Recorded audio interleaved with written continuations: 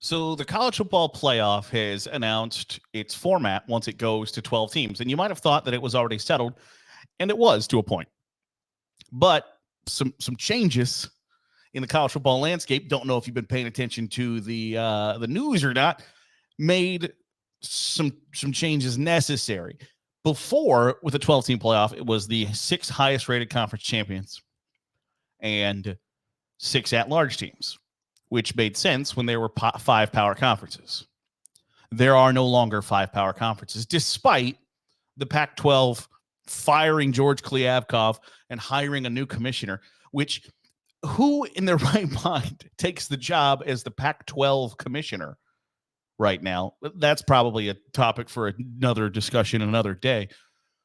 But there were 5 power conferences. Now there's 4.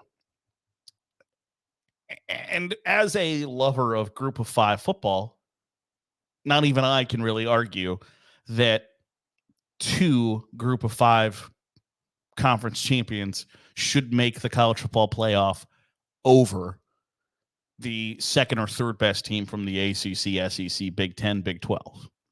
I just don't know that you can make that case. So before, it was guaranteed. It wasn't guaranteed, but it was guaranteed that the 5 Power 5 conference champions were going to make the college football playoff. Now, it wasn't worded that way. It wasn't worded as there were automatic bids for the ACC, SEC, Big 10, Big 12, and Pac-12. It wasn't worded that way. But for all intents and purposes, those 5 power conference schools were going to be 5 of the 6 conference champions. So it didn't limit access, and it didn't guarantee access to anyone. In theory, it does. In actuality, it does. But in writing, the way it's written, the way it's constructed, it didn't. And it's the same thing with the new format. 5 conference champions and 7 at-large bids. Is it the right move? Yeah. Yeah, it is. Now, I'm still a fan of there isn't 100% guaranteed access to the SEC, Big 10, Big 12, and ACC champions. Now, there is in reality, but in practice, in the way that the constitution of the college football playoff is written, that's not the case. And I'm okay with that.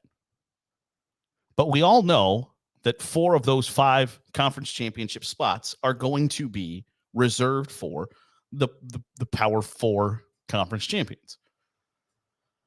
And I wonder how long the day, I wonder if the days are numbered for a group of 5 champion being involved in the college football playoff. I wonder how often that team has to win to keep the hope of that still alive. Because I can see an argument down the line of, we've been doing the 12-team playoff for 5 years, and the group of 5 representative is 0-5, and the average margin of victory for the Power 5 school is 20 points or something like that. I can see where the conversation starts to happen of, should there be guaranteed access for a group of 5 representative? Should it be just simply the 4 Power 5, the 4 Power 4 conference champions and 8 at large? Now, again, I think that's a different discussion for a different day, and one that probably doesn't happen until 2028 or whatever. But I'm telling you, that day will come eventually where we're going to have group of 5 national champions and Power 5 national champions. And we're not going to get an end of the year David versus Goliath bowl. It's just not going to happen. But right now, the way it's currently constructed, I think for the good of the sport, you can't have 2 group of 5 conference champions involved in the playoff. Not yet, anyway. Until you can prove, and there has been a time in the past, God, has it been? I'm old. In the last 20 years, where you could argue 2 or 3 conference champions from the Mountain West or the WAC or Conference USA, Big East at the time, deserved to be in a 12-team playoff. Those days don't exist anymore. The haves and the have-nots are just split so far now where you can't make that argument that like, oh, hey, the Mountain West champ deserves to be in the college football playoff. In a 16-team playoff, maybe. But in a 12-team, no. And so I think the college football playoff got it right with 5 conference champions. None of the conferences are guaranteed one of those slots. Now, you know for a fact that the SEC champion is going to be one of the highest ranked conference champions. There's not a scenario where, even if in the past when divisions were still a thing, if a 8-4 SEC East team came in and beat Alabama in the conference championship game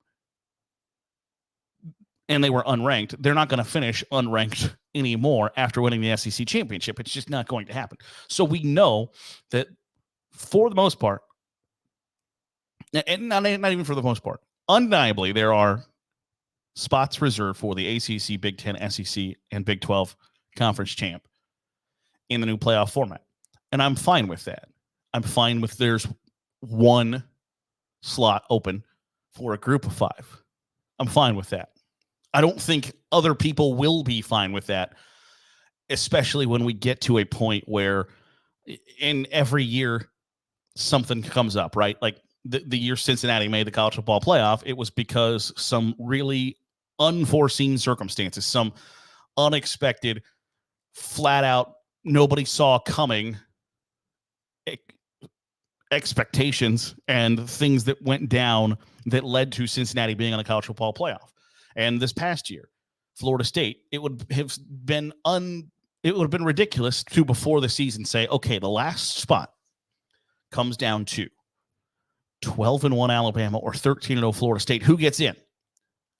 On the surface, that is a ridiculous argument to make, but in context, wrapped in the reality of the situation, it's not ridiculous. So things happen. But I'm just foreseeing a situation where a 10-2 group of 5 school makes the college football playoff, while an 11-1 ACC Big 12 school doesn't make the college football playoff because we had to jam in the group of 5 conference champion. And I think all hell might break loose. So I know that the way it is constructed right now works for right now on the surface. But when you put it into practice, things you don't foresee pop up. And things that you don't think are going to be issues become issues. And when the college football playoff moves at the speed of smell, they do not get things done quickly, to the point where ESPN is basically telling them, like, figure your stuff out, or we're going to pull our offer for an expanded college football playoff, and we're the only one that made an offer. So I think, and part of this, I think, is TV driven, right? Because as part of, and we talked about it yesterday, that college football has sold its soul to the TV devil, that in ESPN's eyes, do they want Liberty in the college football playoff, or do they want Auburn? That's a pretty easy. You want Air Force, Wyoming, San Diego State, or would you rather have Michigan State or Florida or Oklahoma State? It's a pretty easy answer for them. So they don't want another of the 12. They don't want 2 of the 12 spots reserved for I'm sure in their eyes, a no-name level taking up one of the 12 spots, let alone 2. They don't want 2 of them. They want one of them so they can benefit from the Cinderella story, right? That if Tulane can get a victory over Penn State in the first round or USC in the first round, and then you get to tell that story for a week, the underdogs, that nobody believed in us, and here they are taking on the juggernaut. You want that story. It's what happens in March Madness, right? We get enthralled with the Dunk City, Florida Gulf Coast team, or the Fairleigh Dickinsons, or whoever the case may be. It's what makes the sport fun, the tournament fun, is that anybody can beat anybody at any given time. Now, in college football, it's not. I don't think it's that wide open. But the way it's constructed right now, from a strictly on the field product, I think works pretty well.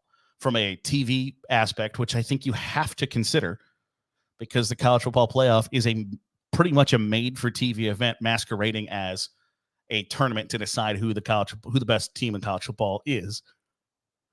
From a TV product, you want one spot reserved for a potential Cinderella, a potential David versus Goliath matchup. But you also don't think that team's ever actually going to win the national championship. You don't think that they're going to pull off a couple of upsets over and over and over again each and every week. So I think the way it's constructed right now works. Now, I reserve the right in 3 years to go, oh, you know what? This sucks, actually. I hate it. But I think on the surface, the way it's put together right now, today, on February 20th, I think the college football playoff got it right. And it's not going to be popular in the MAC or the Sun Belt or the Mountain West or Conference USA and the American that only one of the slots is for them.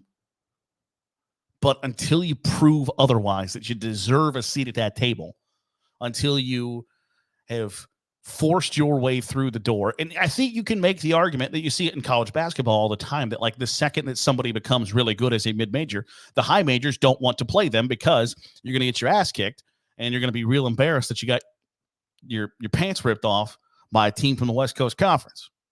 So it's kind of a double-edged sword there of the idea that if a school from the MAC or the Sun Belt or Mountain West or Conference USA can get really good, that nobody then wants to play them. I think that holds water. But until you force your way through that door and make it undeniable that you deserve a seat at that table, I think it's hard to angle for Group of Five schools to say, damn it, we are on the same level as Alabama, LSU, Oklahoma, Texas, Georgia, Florida, Ohio State, Notre Dame, Michigan, USC, Clemson, Florida State. I don't think you can make that argument. And until you can make that argument and it's undeniable, I think it's a hard spot for people to hold a soft spot for you of like, oh, you know what? Damn it, give Central Michigan a chance. Like, it just doesn't. When push comes to shove, do you want to see the best of the best of the best? Yes. Do you want to see an upset here or there? Do you want to see a Cinderella? Do you want to see somebody who has no business beating somebody else? Of course you do. But the longer you go into that college football playoff, the more you just want to see the best teams play the best teams. And unfortunately, in the sport, it's one of the only sports that you don't get that in the regular season. You don't generally get to see best on best week after week after week. There are still some dog babies of weeks where you're looking around for like, okay, what are we going to talk about this week? Because South Carolina, Alabama don't get it done. And so when you get that, it's rarefied air in college football. That's what you want to see when push comes to shove, and it's the most important time of the season. So until those Group of Five schools can pound the table and say, look at our results, look at what we have done. And it's even gone away from that in the bowl season, where there used to be bowls of MAC versus Big Ten and SEC versus Sun Belt or Conference USA versus Pac-12 or whatever. And that doesn't really happen anymore because the Power Five schools lose to a Group of Five school, and all it does is create questions and problems. So they tell the bowl tie-ins, hey, we don't want to play Group of Five schools anymore. And the bowl tie-ins are like, that's great because the Group of Five schools don't have the fan bases the Power Five schools do, and all we're trying to do is embezzle money and launder money and all that stuff. All they're trying to do is sell tickets and launder some money. So they're A-okay with, rather than having a 10-2 MAC school, they would take a 6-6 SEC school every day of the week. And so you've got those matchups, for the most part, completely abolished as well. So you'll still get every once in a while that David versus Goliath opportunity. And if David can pull off a win or two, it's going to go a long way in helping out the other Davids around America. But at the end of the day, you want to see Goliath. You want to see Goliath versus Goliath for the title. And that's pretty much how this sets up. And it guarantees almost that that's what you are going to see. And ultimately, is that what's best for college football? I think so. That'll do it for today's episode of the Daily Huddle. Appreciate you making us a part of your day, however it is, wherever it is you're doing so. If you're watching on YouTube, hit the subscribe button. Make sure you're getting all the great college football content that we are pumping out here on Saturday Glory. If you are listening on a podcast feed, drop a 5-star review. Goes a long way in helping out the channel. Back at it tomorrow here on the Daily Huddle with Saturday Glory.